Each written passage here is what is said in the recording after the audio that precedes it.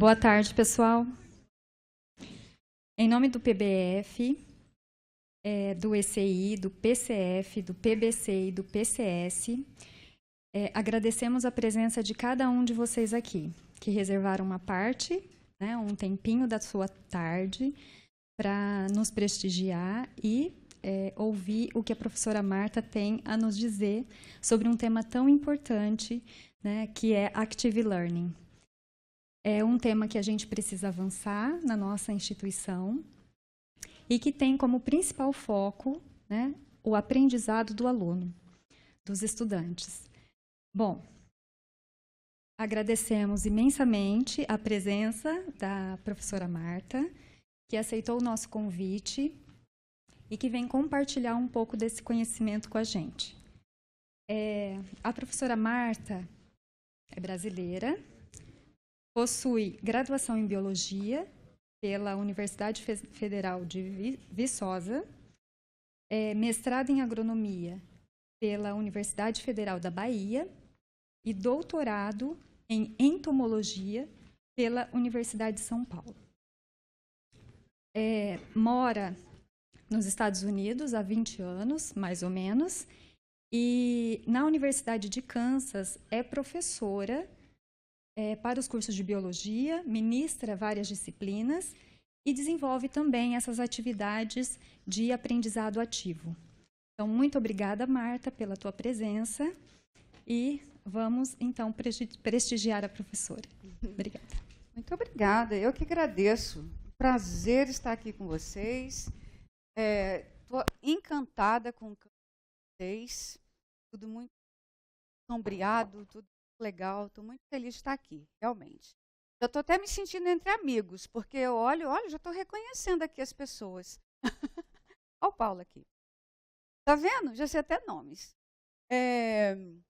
Mas eu queria dividir mesmo um pouquinho com vocês do que eu faço, porque eu já ensino há quase 30 anos. Não sei como que é possível, porque eu sou tão jovem, já ensino há quase 30 anos. E é uma coisa que eu adoro, eu amo, eu tenho paixão por sala de aula. Então, eu gosto dessa interação com o aluno, eu gosto desse conversar, eu gosto de saber que você está entendendo, você está gostando, está sendo legal para você aqui, isso aí fez você pensar em outra coisa? Então, eu sou muito dessa interação. Tá? E nós vamos falar um pouquinho sobre isso e como conseguir que o estudante retenha esse aprendizado, que é super importante, não é só porque você está vindo na universidade que você vai esquecer uma coisa que fez, né? Isso é muito importante. Às vezes, vai me faltar a palavra em português.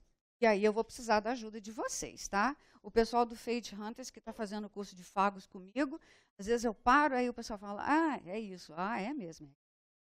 Então, quando eu parar assim, vocês podem me dar um empurrão e pode fazer a tradução para mim, tá bom? Que eu não ligo não, tá tudo bem. E isso aqui é um workshop. Então, eu também vou precisar da participação de vocês. Eu vou precisar do seu feedback. Às vezes eu vou fazer perguntas e quando eu faço perguntas, eu vou esperar que alguém responda alguma coisa. Então, não se sintam acanhados de responder. Bom, deixa eu falar um pouquinho então da Kansas State. Kansas State é uma Grand Land University. Começou como uma escola de agronomia. E nós temos em volta de 24 mil alunos, entre os cursos de graduação e de pós-graduação. Ao todo, são quase 1.500 professores. Não temos part-time, todo mundo é full-time, todo mundo é professor o tempo todo, né? Dedicação exclusiva. 3 mil e poucos funcionários, temos 250 programas de graduação. Como vocês sabem, os programas de graduação nos Estados Unidos, eles são bem em leque, eles vão abrir. Então, tem um programa que é só microbiologia, o outro é biologia, o outro é bioquímica. Então, isso tudo abre, assim, são 250. E de pós-graduação, 159. E alguns certificados que também fazem parte disso. Nossa cidade é muito pequena, são só 55 mil habitantes em Manhattan, a Little Apple, exatamente no meio dos Estados Unidos. E a universidade domina a cidade, junto com o Fort que é o Fort Riley, que também tem outros 40 mil militares que vão e voltam, que dali são despachados para o Iraque, para o Afeganistão e tudo. Tem uma influência muito grande também na nossa comunidade.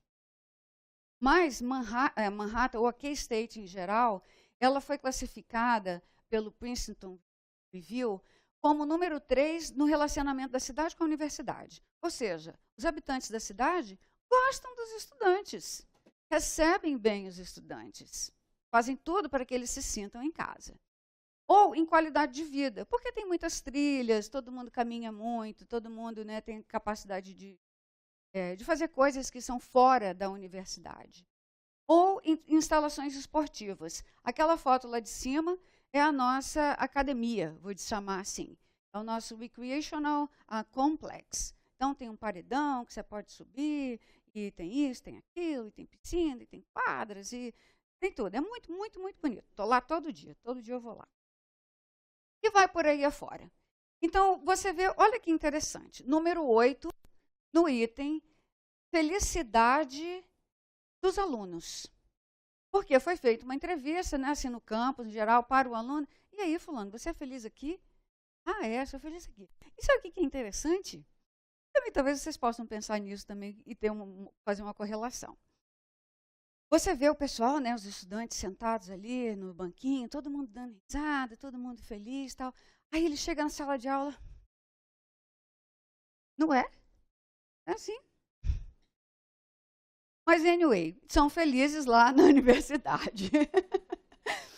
Outra coisa interessante, o amor por sua escola. Porque ele chega, quando ele é aceito na universidade, imediatamente ele veste a camisa. O nosso mascote é um gato selvagem, é o Wildcat. Então, ele veste a camisa. Eu sou um Wildcat. Então, eles vão para todos os jogos de futebol. Aquele ali é o nosso estádio de futebol, que senta não sei quantas mil pessoas, e que o ex-aluno volta no final de semana só para assistir jogo de futebol, e sabe cantar o hino, e sabe cantar, todo mundo dança junto, e todo mundo vai lá para assistir, porque dá aquele apoio, a mesma coisa para o basquete, a mesma coisa para o beisebol, e vai por aí afora. Quem vai no rugby? Meu filho joga rugby, ninguém vai lá, estou brincando, só os pais.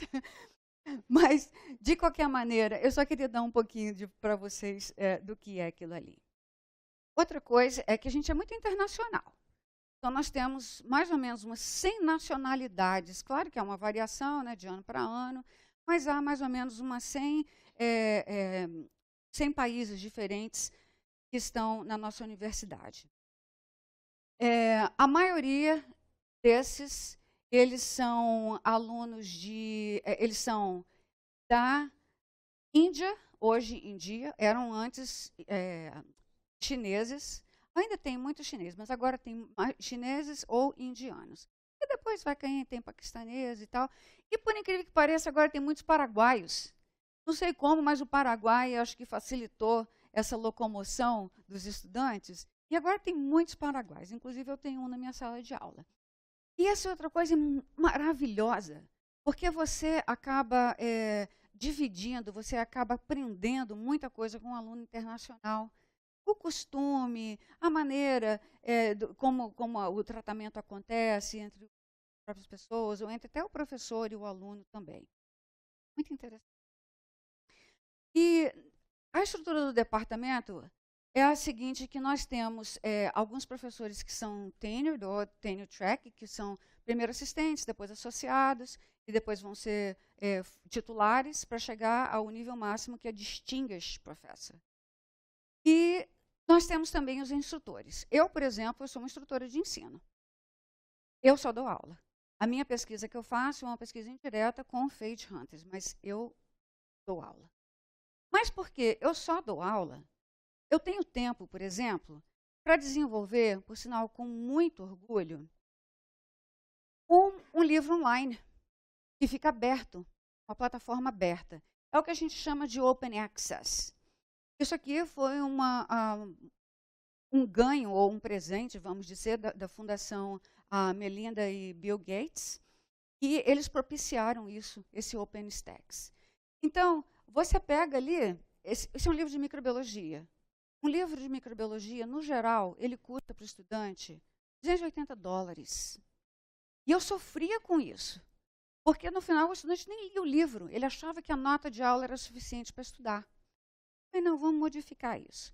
Então, eu e um outro colega, o Christopher Herring, a gente trabalhou nisso aqui e desenvolvemos esse livro em cima de um livro que já existia, que o OpenStack propicia. Está aí o livro de microbiologia.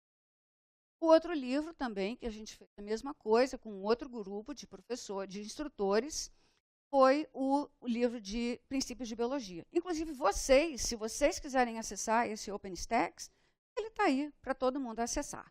Tem várias disciplinas, várias, não só na biologia, não. Matemáticas, físicas, químicas, tudo está aqui. Esse daqui foi um grupo maior que nós fizemos para o princípio de biologia, que cobre tudo da biologia, um pouquinho de cada coisa, porque não é para o curso específico da biologia. Então, tá aí. Depois, se vocês quiserem dar uma olhadinha nesses sites, vocês podem, tá?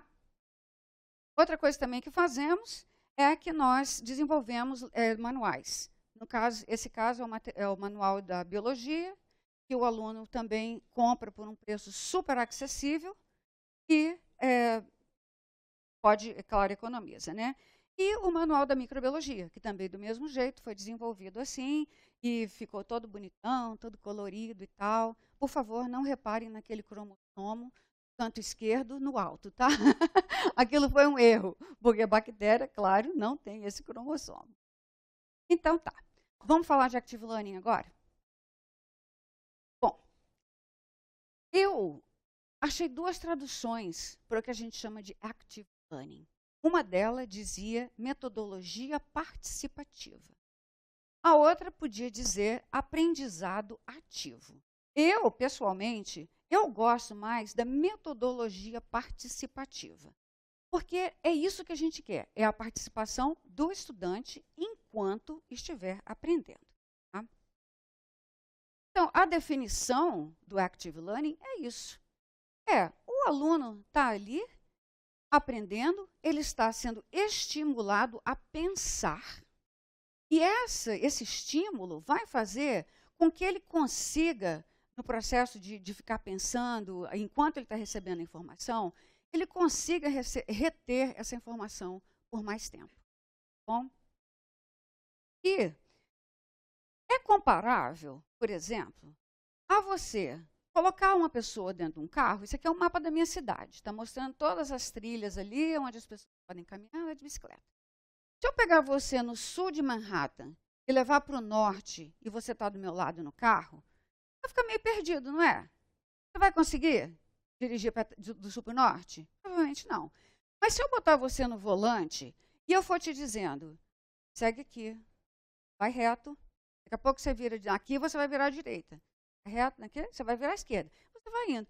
Você não acha que você vai melhor se você estiver aqui sozinho? Hipotetically. Sim. Vamos criar a hipótese de que sim, você vai. Tá? Então, é isso que acontece. Vocês conhecem essa frase? Diz que foi o Franklin. Franklin também está aqui. Não, Lincoln. Não, meu estudante. Esse é o Franklin. Disse que foi Franklin que falou isso. Diga-me e eu esquecerei. Ensina-me e eu poderei lembrar. Envolva-me e eu aprenderei. Na verdade, essa frase nem é dele. Essa frase é de Xunzi, um chinês que era como que fala? Um pensador? Não. Um filósofo, obrigado. Um filósofo chinês. Foi também Xunzi que falou uma coisa muito interessante, que a gente precisa aprender até a hora que a gente morre. Ele também falou uma bobagem muito grande, quer dizer, eu não concordo. Ele falou uma vez que a natureza humana, por si só, é má. Talvez ele tenha vivido numa época muito negra, né? Ele dizia, nossa senhora, o pessoal é muito ruim mesmo. Mas não concordo muito com ele, não. Eu acho que nós somos bons. Eu acho que a nossa natureza é boa. Mas dessa eu gostei, que a gente tem que aprender até a gente morrer. E é isso mesmo. A gente tem que nunca poder pensar que nós já aprendemos tudo, que nós já sabemos de tudo. Claro, eu estou falando isso para ouvidos que já sabem disso, não é? porque nós estamos aqui sempre nessa conquista do aprendizado. Mas a grande pergunta é, se você é professor, como que você vai ensinar? Como? Como que você quer transmitir o que você sabe? Então, Sócrates, por exemplo, ele foi super famoso porque quando ele queria ensinar para alguém, ele sempre começava com um diálogo. E olha a importância da pergunta. Você pergunta, você vai ter a resposta, faz a pessoa pensar para responder, não é isso? E daqui a pouco, em cima da resposta que você recebeu, você pergunta outra vez. E vem aquela outra resposta. Ou seja, o conhecimento ele vai crescendo à medida que a pergunta vai se complicando. Mas acontece que nós temos que considerar qual que é o conhecimento intrínseco de cada um. Porque todos nós temos. Nós começamos a aprender do momento que nós nascemos, na verdade. Não é? É todo um processo de aprendizagem. E aquilo você carrega com você, você não descarta aquilo. Não é só um conhecimento social, não. Até o conhecimento básico que você tem, vamos ciências ou do que for, aquilo já faz parte de você, é intrínseco. Opa! E aí vem o conhecimento adquirido. Importantíssimo lembrar que o conhecimento adquirido ele deve ser considerado somatório. Não é porque você saiu de uma disciplina que você agora já aprendeu, você já passou em cálculo, você não precisa mais de cálculo, tchau e bênção, agora eu vou fazer outra disciplina. Não, isso é uma soma de conhecimento, sempre. Importantíssimo, Piaget falava demais sobre isso. Você quer aprender? Você está pronto para aprender? Então, o aluno, às vezes ele senta na sua sala de aula, mas ele está tão de saco cheio e ele está tão fechado por motivos diferentes. Nós vamos falar um pouquinho de barreiras no último dia, na sexta-feira. Mas, às vezes, a cabeça do aluno já está tão fechada ali, ele já está tão negativo. Não vai aprender. Não vai, porque não vai ter espaço para aquele aprendizado. Tá? Então, é isso. Agora, a Pat, ela falou uma coisa muito interessante. Ela disse que o que importa, além de o aluno saber, né, o conhecimento todo que ele tem, o que importa é o seguinte, ele pode colocar em prática aquele conhecimento? Ele sabe colocar em prática? Então, isso é importantíssimo, tá bom? Não é só o saber, porque às vezes tem um conhecimento muito grande. Mas e aí? Você consegue desdobrar aquilo? Então, já é outro ponto, tá bom? Agora eu quero ouvir um pouquinho de vocês, para fazer vocês pensarem. Podem conversar entre vocês, podem discutir, me diga. E vocês depois vão me dar o seu feedback um pouquinho. Pensa naquele professor que te inspirou, ou aquele professor que fez diferença na sua vida numa certa hora. Qual era a característica daquele professor? Não tem um? Ele está rindo aqui, ó. Não, todo mundo tem. Todo mundo tem.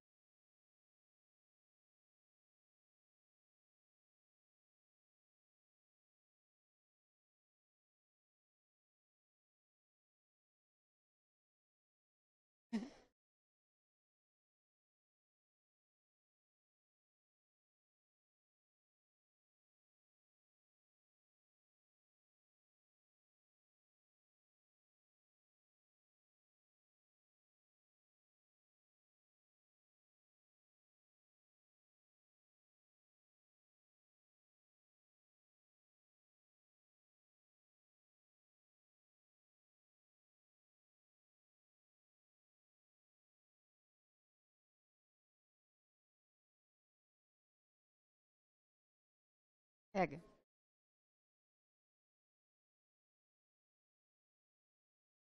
Que tal? Já temos alguma coisa?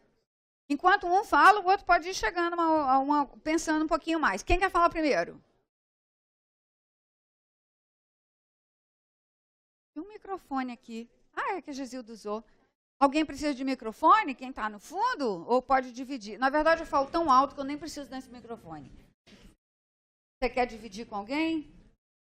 Não? Ah, alguém vai ter que dividir. Quem quer dividir? Ele gosta do que ele faz. E como ele gosta? Como que você sabe que ele gosta do que ele faz?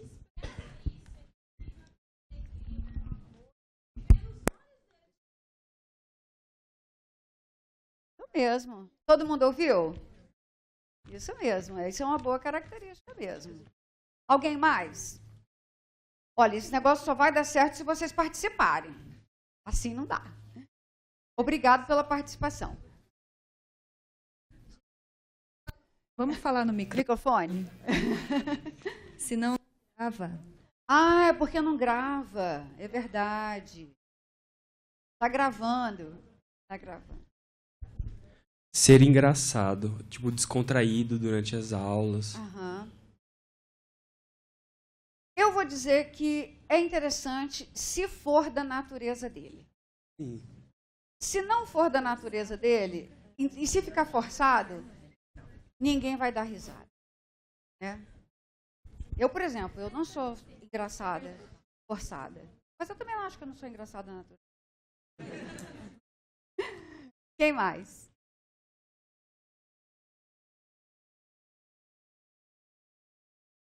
No microfone.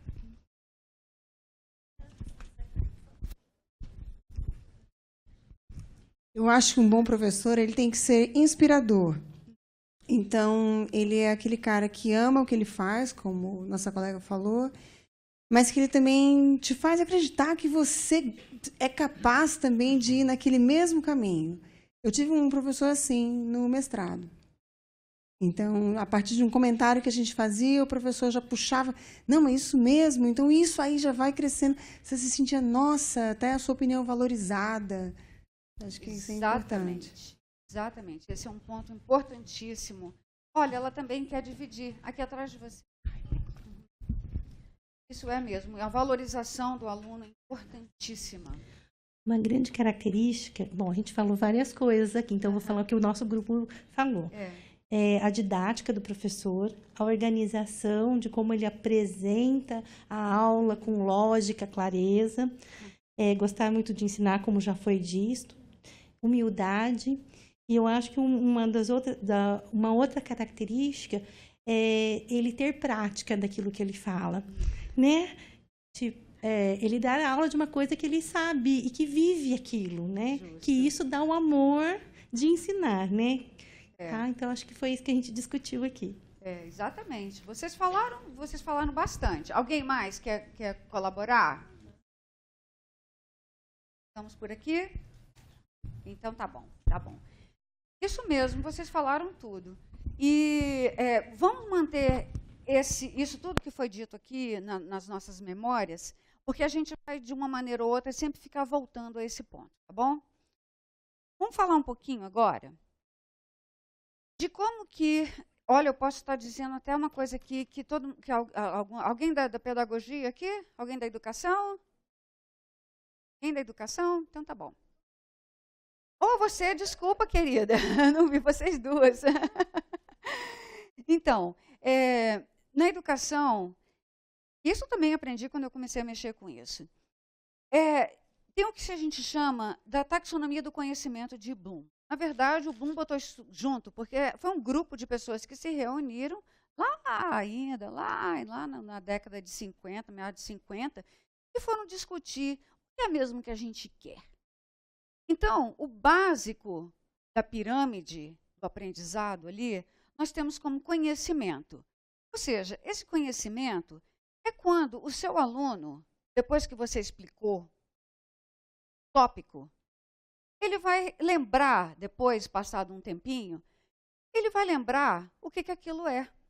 Ele vai ser capaz até de explicar um pouquinho aquilo. De uma maneira bem simples, mas ele vai ser capaz de explicar.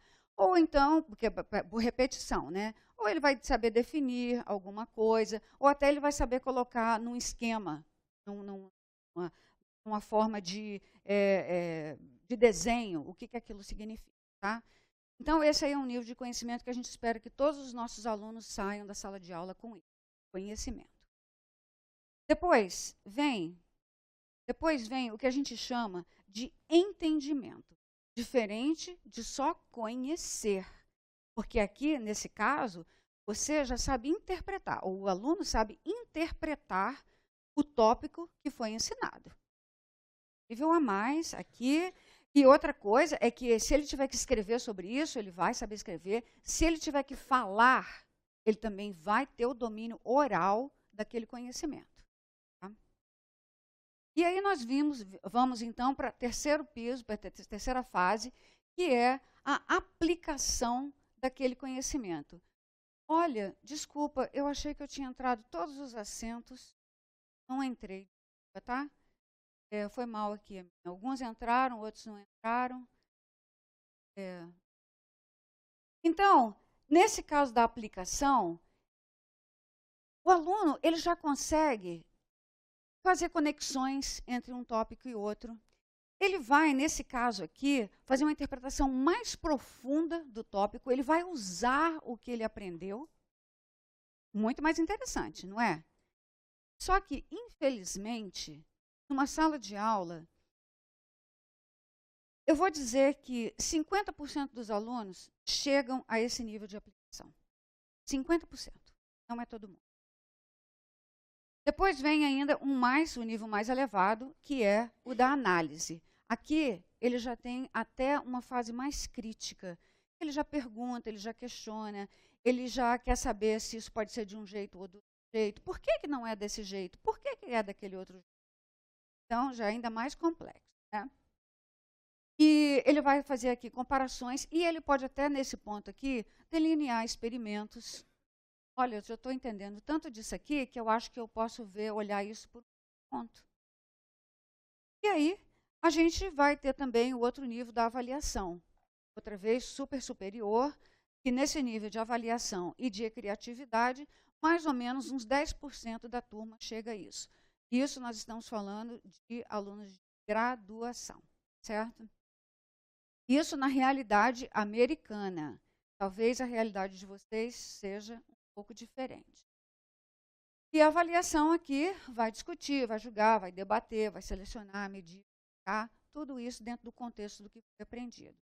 E no final, e o mais interessante de tudo, vai ser a criatividade. É quando ele pega aquilo que ele aprendeu e ele vai talvez até transformar e achar uma aplicação para aquilo e ver todas as conexões possíveis, até interdisciplinares, para o que foi aprendido. Super interessante. Nesse processo de aprendizagem, cada um vai ter o seu jeito de aprender. Eu, por exemplo, eu sou visual. Eu sou totalmente visual. Eu demorei para aprender isso, gente. Nossa Senhora. Eu fui uma aluna de graduação, que até eu nem fui uma aluna muito boa, vou falar a verdade.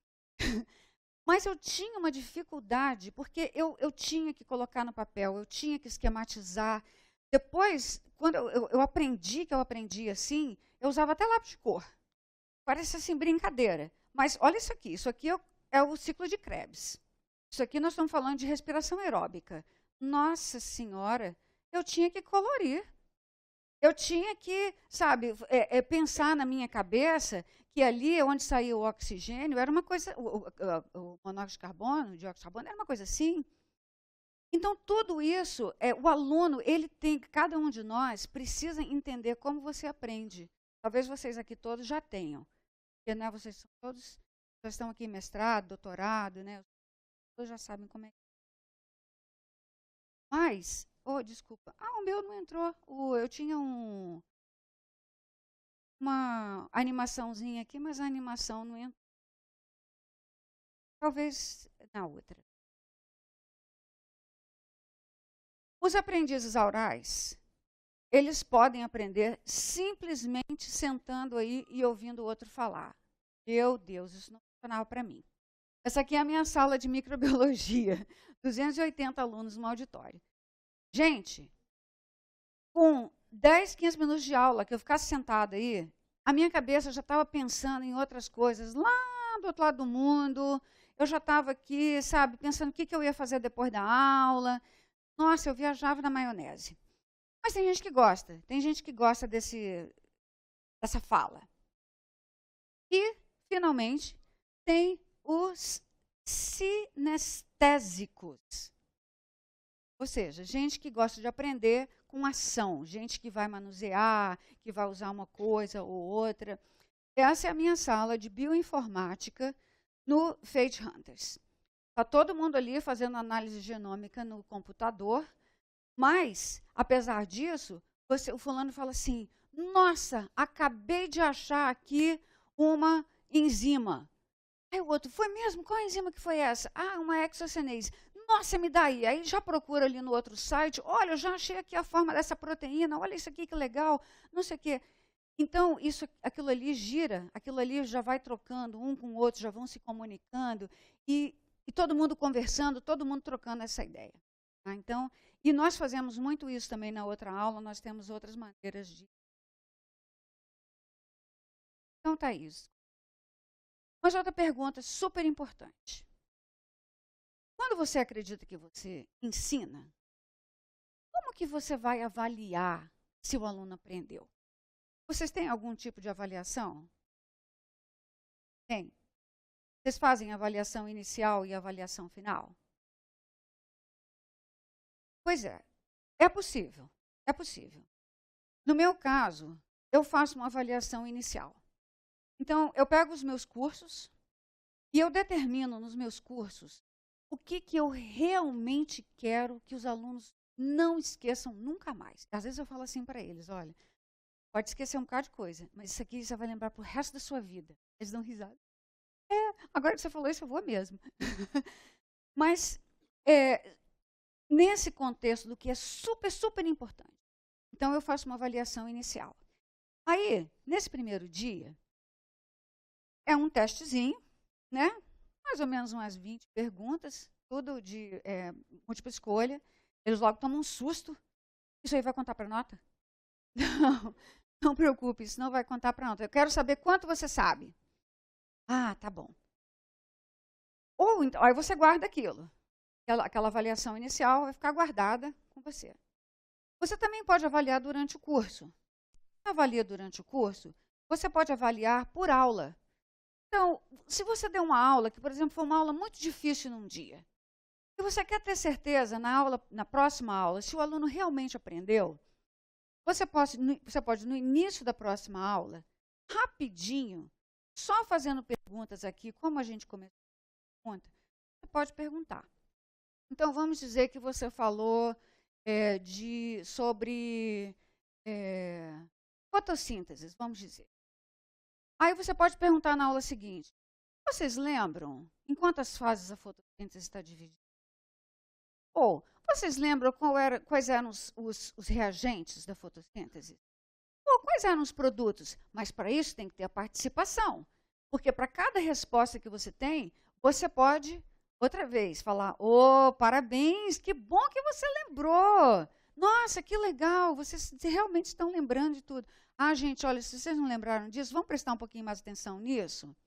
Então, esse é durante o curso, esses avaliações rápidas.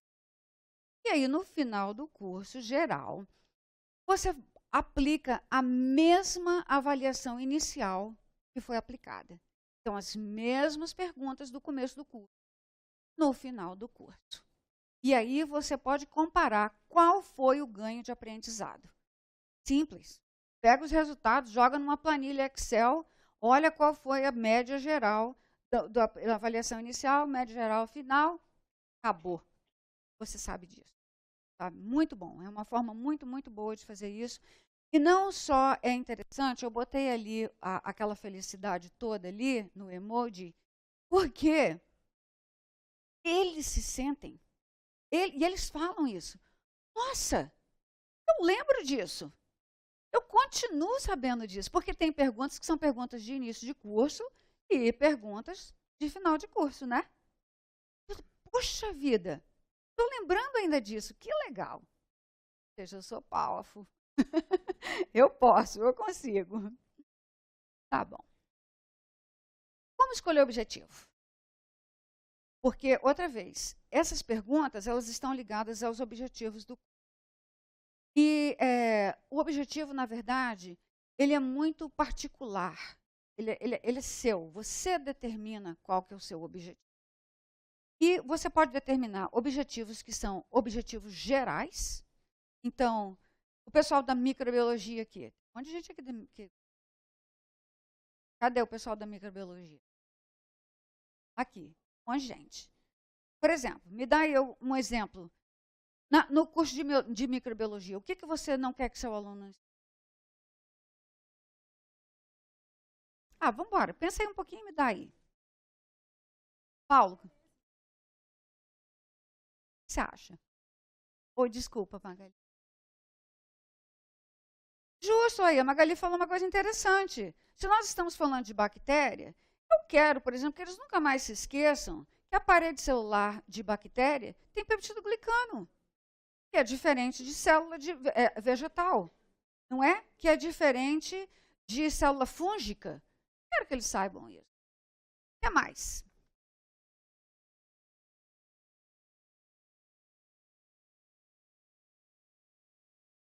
Bom, tem várias coisas, né? Por exemplo, se a gente fosse mais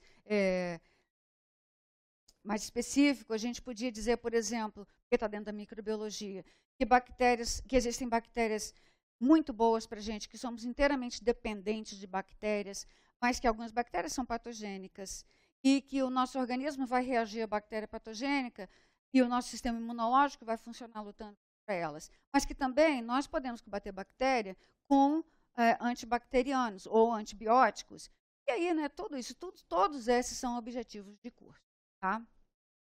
Falando de antibiótico, por exemplo, na aula específica de antibiótico, eu já determino também, cada aula tem o seu objetivo. Porque senão fica tudo muito solto. Veja bem, quanto que você fala numa aula? Nós agora nos Estados Unidos, nós só damos 50 minutos de aula. 50 minutos, acabou. Algumas salas de aula, elas vão ter 1h20. Raramente, e 2 vezes por semana. Todos os outros cursos são 3 vezes por semana, 50 minutos de aula. Então, quando você determina o objetivo, você já sabe, você já fala para o aluno, olha, isso daqui é muito, muito importante. No contexto daquele capítulo todo de livro, porque para a gente é um capítulo por aula. Naquele contexto do capítulo todo, eu preciso que você preste atenção nisso aqui. Algumas vezes as aulas têm muitos objetivos, como assim, 17, 18 objetivos. Outras vezes vão ter poucos, dependendo de quão importante, eu vou dizer. Claro, todas as aulas são importantes, mas, assim, da importância mesmo da aula, né? Alguns. Então, aqui no objetivo do antibiótico. Diga aí, João, o que eu vou perguntar? O que eu vou dizer que é meu objetivo?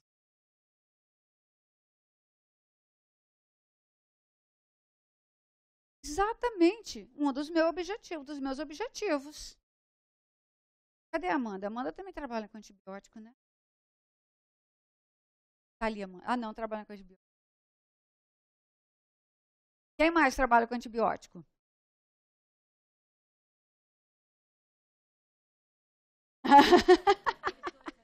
Esses dois aqui, ó. Não, por exemplo, uma coisa importantíssima. Como é que o antibiótico age na célula bacteriana? Não é isso? O modo de ação. Claro. Por que age numa gram positiva e não vai agir numa gram negativa? Então,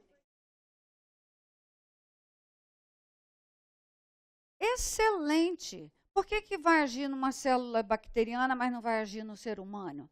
Ou o que é ter uma toxicidade? Por que é tóxico e não é tóxico, é menos tóxico? Então, tem muitos objetivos aqui nessa. Muito bem. Infelizmente, apesar dessa aplicação toda, a gente saber o que acontece. Qual que é a estatística triste? Triste mesmo.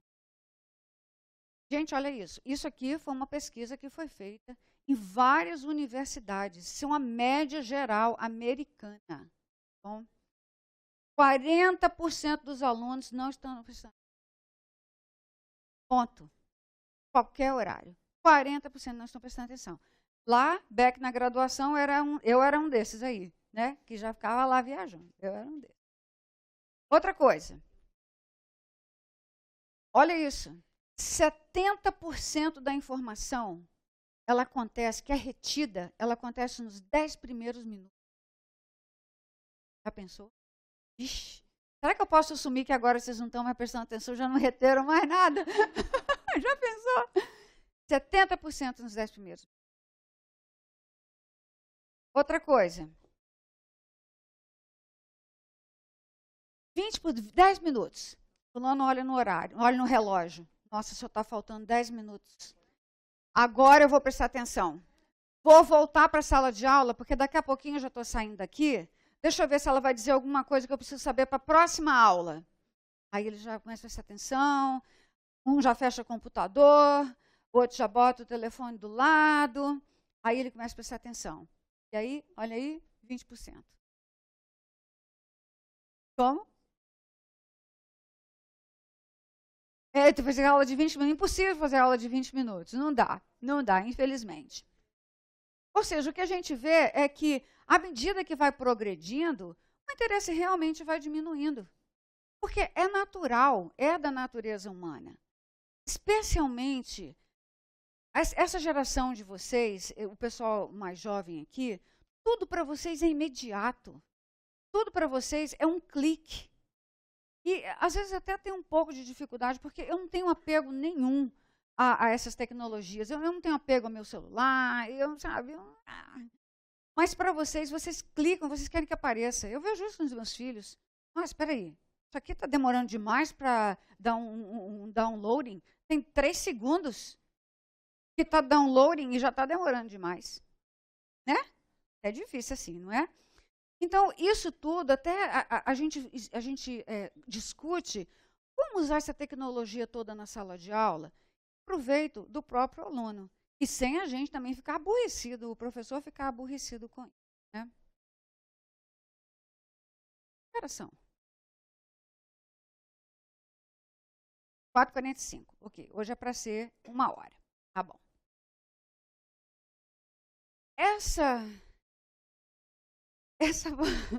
Essa falta de interesse, pense um pouquinho em vocês, quando vocês estão em sala de aula.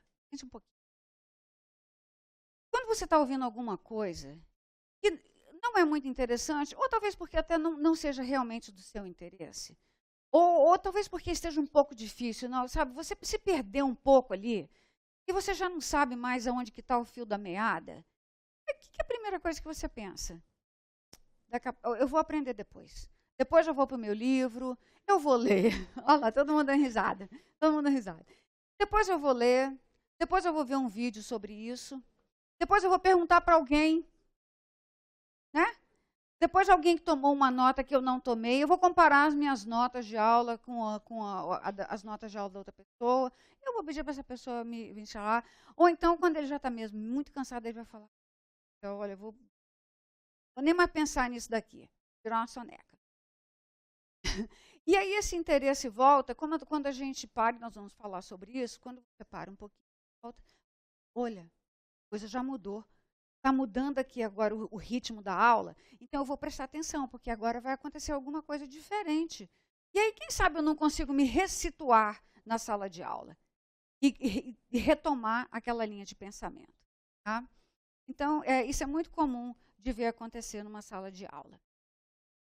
É por isso que, não importa o que você esteja fazendo, qualquer aplicação em Active Learning, é bom que seja feita mais ou menos a cada 25 minutos. É super proveitoso isso. Aí, olha o que ela falou, né? Aula de 20 minutos. O 20 minutos é aquele 20 minutos que a pessoa já está enchendo o saco aqui. Aí você fala, gente, vamos parar agora e vamos fazer outra coisa. Aí todo mundo se anima, opa, vai dar tempo agora para a gente pensar um pouquinho pela gente mesmo e, né, dar um retorno do que for perguntado. Então, esses 25 minutos. Bom? Eu acho que eu vou parar por aqui hoje com vocês, porque esse slide aqui, ele é bem ele já vai abrir para a gente depois como que nós vamos inserir esse Active Learning na sala de aula. Então, hoje, eu vou parar por aqui com vocês. Mas eu quero perguntar.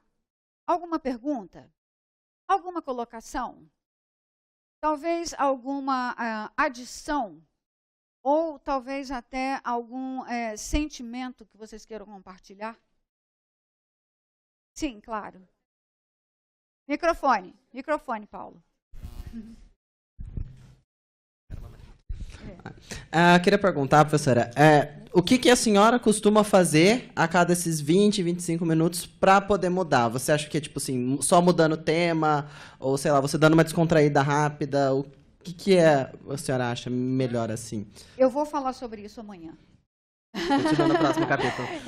Você se adiantou um pouquinho, mas eu vou falar sobre isso amanhã, tá? Que são coisas que você pode fazer em sala de aula, coisas com tecnologia ou sem tecnologia, nós vamos falar sobre isso amanhã, tá bom? Desculpa, quarta-feira, quarta-feira. Amanhã não. Boa tarde, professora. Boa tarde. Uma pergunta que me veio assim na cabeça. A aplicação, né, do Active Learning aqui no Brasil, por exemplo, no formato das aulas que nós temos, que geralmente, no mínimo 2 horas aulas, né, e de 50 minutos cada uma, né, e geralmente o professor tem que correr, porque senão não dá tempo. Então, é uma aula demorada, mas mesmo assim ainda falta, porque geralmente é um semestre, não dá tempo para dar tudo o que tem que dar. Então, como seria lidar com isso, até mesmo para os professores conseguirem aplicar essa metodologia aqui na UEM, né? Na nossa realidade. Muito obrigada por ter feito essa pergunta. Porque, Cláudia, né? Débora. Porque, veja bem, a Débora voltou ao ponto do objetivo. Qual é o seu objetivo? Nós não temos tempo em sala de aula para cobrir tudo que está no livro, nem muito menos tempo para cobrir o livro todo. Então, quando você determina o objetivo, você diz, isso é importante para mim, isso é importante. Quando você faz isso, você abre tempo na sala de aula para talvez ter esse tipo de discussão. Outra coisa também que pode acontecer é que, eu não sei como é aqui para vocês, mas numa sala de aula de graduação, existe muita disparidade. Existe um aluno que ele já está bem acima, que ele sabe bastante, ele é um aluno que está sempre prestando atenção muito nas coisas, ele sabe fazer essa conexão. E um outro aluno que ele não está tão bem preparado. Então, esse que não está bem preparado, ele tende sempre a ser esse aluno que vai deixando de lado. Ele vai estudando só o que é extremamente necessário. Ele vai memorizar para a prova, ele não vai entender. Ele vai ter o conhecimento básico. Então, quando você determina o objetivo, você pode fazer isso. Inclusive porque, para o aluno que está mais avançado, aí, quando você está dando uma aula, você pode dizer a ele, ou para claro, você vai dizer para a sala toda, mas você pode dizer, gente, olha, hoje nós estamos falando sobre isso aqui, e nós vamos cobrir esse e esse tópico. Mas, isso aqui é a ponta do iceberg. E se você quiser saber mais, tem muitos estudos sobre isso. Então, por exemplo, eu procuro relacionar numa disciplina que, eu vou dizer que talvez mais gente se interesse, eu até faço links e eu digo, olha, está aqui para você, clica aqui e você vai ver esse artigo que saiu recentemente sobre esse assunto. Olha aqui, olha, esse outro artigo fala sobre isso, que está relacionado a esse outro nosso assunto aqui. Então, isso daqui com um clique no meu PowerPoint, quando ele abre no computador dele, ele já tem acesso a esses artigos. Então, obrigado pela... Faz sentido. Claro. Boa tarde. Boa tarde. Eu também chamo Débora. Eu sou professora. Eu queria fazer 2 colocações, uma em relação aos professores e uma em relação aos estudantes. Eu acho que o primeiro desafio, também comentando para a Débora e para os outros, é de nós, professores, fazermos uma terapia, tratamento em grupo, ou tomar algum remédio, enfim, mas entendermos que é impossível abordar todo o assunto. E não era para ser possível. Não era. Né? Não era concordo para ser com você. possível. Então, assim, Não é. eu, professora de anatomia humana, com 25 anos de docência, nos primeiros 5 anos eu tinha certeza que eu tinha que ensinar tudo que eu sabia. Né? Ainda talvez aprender um pouquinho mais para ensinar tudo que eu sabia. Né? E com o passar do tempo, a gente vai entendendo que não é possível, nem é necessário, nem se deve. Né? Claro, concordo com Então, por quê? Porque se a gente tem, Débora, essa preocupação de cobrir o conteúdo, esqueça. Porque a cada mês sai um antibiótico novo, ferrou, entendeu? Não vai dar. Então, eu acho que essa é uma observação e que a gente, às vezes, demora para desapegar disso. Segundo, até porque nós somos vaidosos, nós gostamos de mostrar que sabemos. Então, o fato de ensinarmos menos não significa que sabemos menos. E segundo, eu acho que aí é determinante para o sucesso. É o estudante entender que ele é o estudante. Né? Exato. Tipo assim, aquilo que não foi falado em aula, ele vai estudar em casa. Por quê? Porque aí vem o outro vício, que é o vício de esperar que tudo seja falado. E alguém chegar ao cúmulo, não aqui, mas tem instituições que eles chegam ao cúmulo de falar assim, mas a senhora não deu isso em aula. Numa avaliação, né? Você não tá Imagine. sozinha, não. Então, eu acho que são esses 2 pontos essenciais. Exatamente. Né? Colocar-se no seu lugar, entender que eu sou estudante, interessa a mim, é a minha formação, eu preciso ir além, acessar os links, estudar previamente, né? Vamos falar sobre isso também. Exatamente. Às vezes até eu tenho objetivos que eu não tenho tempo para cobrir em sala de aula, mas está lá. Ele é parte do objetivo. Às vezes, ele é até analítico. E aí, uma coisa muito interessante acontece. Quando ele é analítico, e vamos dizer, eu pergunto aquilo na prova, aí ele fala assim, ué, mas você não falou sobre isso, como a Débora falou, você não ensinou isso? Eu falei, como não? Você não analisou esse objetivo aqui? Esse objetivo é isso tudo. É essa análise. Eu estou aqui fazendo links entre uma coisa e outra, por isso que eu posso fazer essa pergunta. Então eu não respondi. Pena, né? Então, da próxima vez, talvez você possa ler o objetivo da maneira como ele está sendo perguntado, analiticamente. Boa tarde. Boa tarde. Minha pergunta é em relação à avaliação final, no caso. Quando você pensa nas perguntas, se você tenta colocar perguntas não tão complexas nessa avaliação final, e se você consegue ver uma diferença com os professores do Brasil em relação à avaliação, porque às vezes lá fora pode ser que as avaliações assim, não sejam tão como é que eu posso dizer, assim, aprofundadas a respeito assim, de moléculas, enfim, e se existe essa diferença que, ao meu ver, como eu estudei na Austrália 1 ano, eu sinto bastante diferença assim, no tipo de avaliação que eu tinha lá, que era uma universidade muito boa, assim, né, em conceito até melhor que aqui, sim, em conceito da universidade, mas que as avaliações, no meu sentido, assim, ao meu ver, eram bem mais simples do que as daqui. Então, eu queria saber, lá nos Estados Unidos, se as avaliações também, assim, comparativamente, são mais simples do que as daqui. Como é o seu nome? Matheus. Matheus, quando eu falei avaliação inicial, avaliação final, eu estava me referindo ao que nos Estados Unidos a gente chama de assessment. Então, uma avaliação, o assessment eu só quero saber se você sabe. Tá? Não é uma prova final. Não é uma avaliação final. Então, tanto que o meu assessment de final de ano, que a gente chama de post-assessment, é o assessment depois do curso, ele é igualzinho o do início do curso. As mesmas perguntas serão repetidas, mesmo porque é o único jeito de eu ter uma comparação entre os dois, né, o que foi aprendido.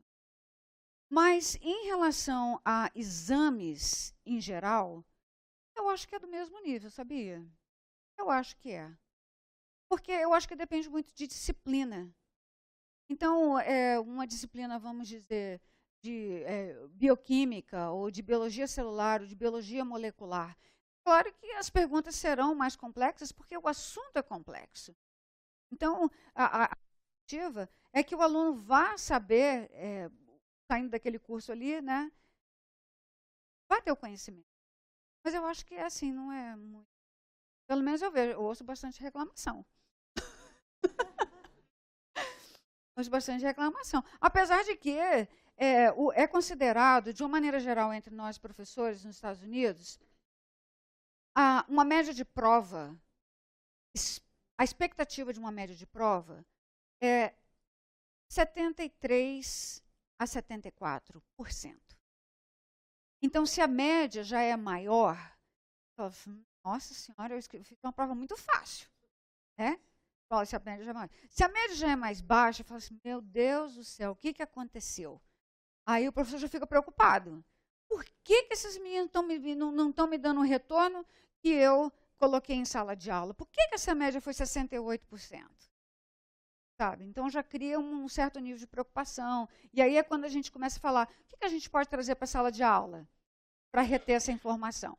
E outra vez, amanhã, quarta-feira, a gente vai falar sobre isso um pouquinho, e tem vários exemplos que podem ser feitos. Mais alguma pergunta?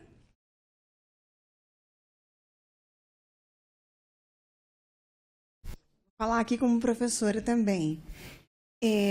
Na minha universidade, eu sou ciências sociais, e na minha universidade, nossas aulas são de 4 horas seguidas. Você, então, é campeã do Active Learning. Será que eu sou? Eu acho que você deve ser. Bom, Gente, ela é minha irmã. Primeira vez que ela me vê dando aula. É verdade, mas eu achei que era importante falar aqui.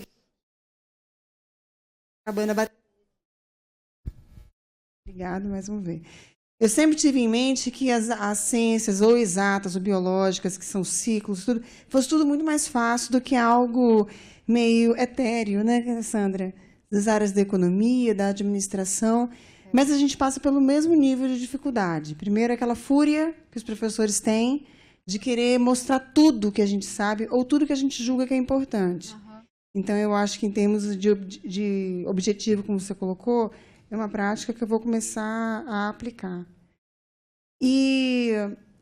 Mas eu noto que a gente tem que passar, a gente tem que dar a condição ao aluno também dele ter o aprendizado dele ter o tempo que ele se desafia. Então, às vezes, né, eu estou com uma trajetória aí de 13 anos de sala de aula, mas, assim, às vezes eu noto que tem alunos que eles brilham, que hoje eles estão em excelentes empresas, ou eles empreenderam com negócios, que eles aplicam aquilo que eu dei em sala de aula, mas que eles foram muito além daquilo, né? Então, eu acho que essa chance que a gente dá do aluno, ele mesmo, estudar em casa, talvez o Matheus, né, alguma coisa nesse sentido, a nossa prova, às vezes, ela nem precisa ser um nível tão elevado, mas a gente precisa ter algum desafio para que o aluno, mesmo aquilo que não foi dado, o objetivo que não deu tempo de ler, dele ter aquele aprendizado, dele buscar informação. E aí a gente tenta fazer, lá na disciplina, que quarta-feira eu não vou estar aqui, não posso falar, mas a gente tenta fazer o que chama de sala de aula invertida. Semana que vem nós vamos estudar sobre estratégias de fusões, aquisições e takeovers, hein? Ninguém nunca ouviu falar o que é um takeover, uma oferta hostil, mas aí, para a próxima semana, 20% da sala vai chegar com material lido sobre o assunto, vai falar sobre empresa, vai falar sobre Avon e Natura, vai falar sobre Budweiser lá nos Estados Unidos e Ambev. Então, assim, eu acho que essa chance de colocar o aluno protagonista também, ela é muito importante na questão do aprendizado. Nós vamos, sim, falar sobre isso quarta-feira. Marta, muito obrigada pelo seu primeiro dia de fala conosco. Eu tenho uma pergunta que é a seguinte, eu não sei, bom, primeiro é uma colocação do que acontece conosco e que é uma grande preocupação na docência do ensino superior, e segundo é uma pergunta sobre como isso se passa nos Estados Unidos ou em outros meios que você tem contato, sobre a não preparação nossa para a docência. Eu acho que a maior parte de nós aqui, que somos doutores e pós-doutores, não tivemos disciplinas ou não tivemos uma preparação em termos didático-pedagógicos. As meninas da educação sabem muito bem do que eu estou falando.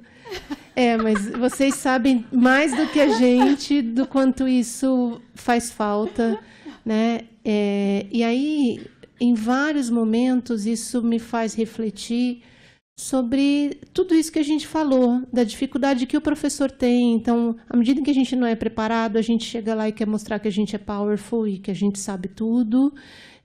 Depois a gente passa por um momento de frustração, né? A nossa carreira, eu acho que se a gente fizer um estudo e trilhar a nossa carreira em todos esses aspectos, a gente vai ver que talvez seja mais ou menos isso mesmo. Os primeiros 5 anos a gente acha que pode tudo, depois a gente cai num momento de frustração. Isso vai criando... Ao mesmo tempo, a gente passa por um gap geracional. Quando eu comecei a dar aula, eu me identificava muito mais com os meus alunos, eu era quase da idade deles. Hoje, eu falo que a gente fica velho e os nossos alunos ficam na mesma idade, né? Então, a distância de idade, ela também dificulta a gente até acompanhar essa tecnologia, esse imediatismo, esse negócio do clique. Enfim, a gente não é preparado para isso. E eu acho que isso é uma coisa que a gente tem que repensar de alguma forma na universidade. E aí a minha pergunta é, de alguma forma, lá nos Estados Unidos, você acredita que os professores sejam mais preparados para isso, mesmo que sejam com workshops? Vocês têm se deparado mais com essas formas de treinamento e de preparação para ensinar naquilo, não só o conhecimento, mas chegar lá na criatividade? Tem sim, tem sim. O ensino, sempre existe uma preocupação muito grande com o ensino. A maioria das universidades, as grandes universidades, elas têm um centro de ensino. Então, na nossa universidade, fica até na reitoria, e é um Center for Learning. E eles promovem encontros, promovem workshops, promovem uma coisa super legal que chama Spotlight. Nesse Spotlight são os professores da própria universidade. Olha, ele está fazendo uma coisa super legal, então ele vai lá e divide com todo mundo. Porque na sala de aula ele achou que isso funcionou, e ele tem 6 minutos. 6 minutos. É muito legal essa noite. Normalmente são assim, tipo 8 pessoas. Então, 4 falam, 6 minutos, aí para, todo mundo vai lá, toma um vinho, conversa um pouquinho, bate um papo, aí todo mundo volta para o auditório, aí depois os outros 4 vão lá e falam. Mas é isso, esse sharing é o que a gente está fazendo aqui agora com vocês, com os participando. Isso dá um ânimo. Isso faz a gente falar, poxa, eu vou tentar fazer o que esse cara fez. Né? Outro dia, muito interessante, uma professora da engenharia nuclear, ela chegou lá, toda vestida de paetê, de salto alto, e ela, eu sou uma das poucas mulheres na engenharia nuclear. Sabe o que meu colega me falou outro dia? Eu devia ser mais macho. Olha só como ele foi falar isso para mim. Então, Sandra, existe mesmo uma preocupação muito grande com isso, e as pessoas são continuamente convidadas a participar. A participação é gratuita, você só vai lá, bota seu nome, sabe, você é bem recebido. Eles têm uma biblioteca que você pode pegar livros emprestados, todos nessa área, de ensino e de tudo, né? De como você talvez procurar uma coisa. Então, isso está muito comum. Tem gente que acha que não precisa. Tem gente que acha que não precisa. Eu não preciso, eu sou um professor bom, disso, não é para mim. E a gente tem que respeitar. Tem gente que, a bem da verdade, cá para nós, professores, talvez não é sua praia. Ensinar, talvez, não é a praia de vocês. Ainda bem que vocês têm Embrapa, porque tem Embrapa aqui no Brasil, né? Se você quiser pesquisador, você pode trabalhar na Embrapa e só fazer pesquisa. Mas não é o caso da universidade. O que é uma universidade? O que é ser um professor? Pode você olhar o que significa ser um professor. É você professar. É o ensinar. Então, né, tem que haver essa boa vontade. Eu quero melhorar. Eu quero poder aqui ajudar o meu aluno a ser melhor, a aprender. Então, existe sim. Pois não.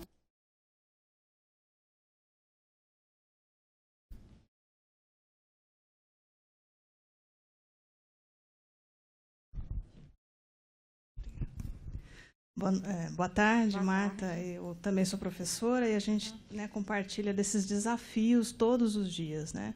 Eu acho que um dos grandes desafios que a gente tem é despertar o interesse no aluno. Eu acho que me chamou a atenção uma coisa que você me falou nesse diálogo, que acho que foi a... Minha irmã, Ana Elisa. Ela falou que 20% vão atrás e leem, e os outros 80% não estão nem aí. Eles não procuram, eles não vão atrás.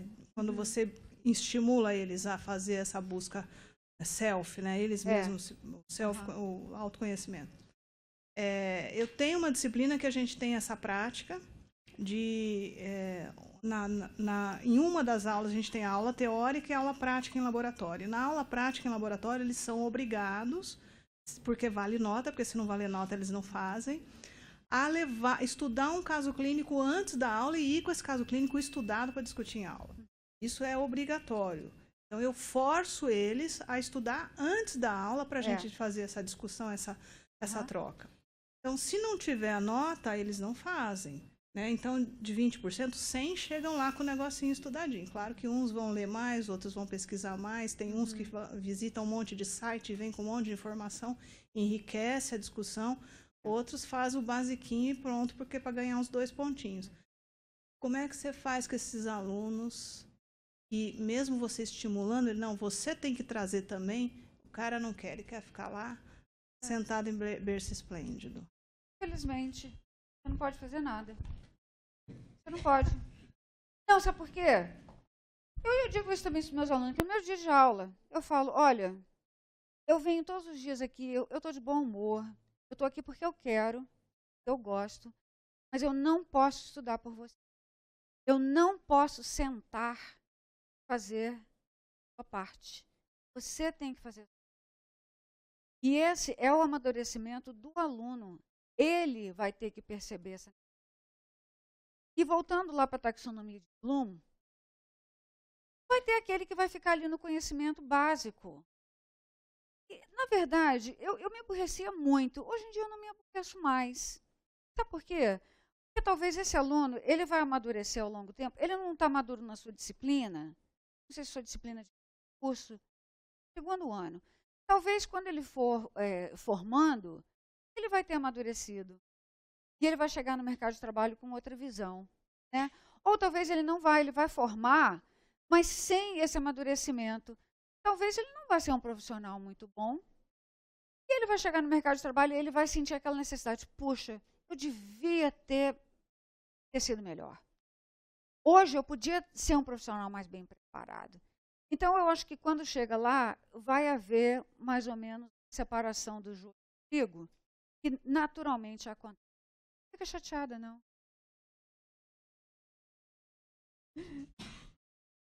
Bom, então, era para todo mundo olhar para mim. Vocês não vão me esquecer. Eu acho que um dos desafios, na verdade a gente tem vários desafios, mas um dos principais não é só a gente enquanto professor, mas também mudar a cabeça do nosso aluno, que vem numa cultura, né, de só sentar e receber. Uhum. Então, ele tem que ser o protagonista na construção do seu próprio conhecimento. E isso é um super desafio, né? Então, eu finalizo aqui. Obrigada, Marta. Eu que agradeço. Nós voltamos na quarta, no mesmo horário. Né? Muito obrigada novamente pela presença de todos vocês. Uma boa noite, gente. Muito obrigada por virem. Obrigada. Até quarta.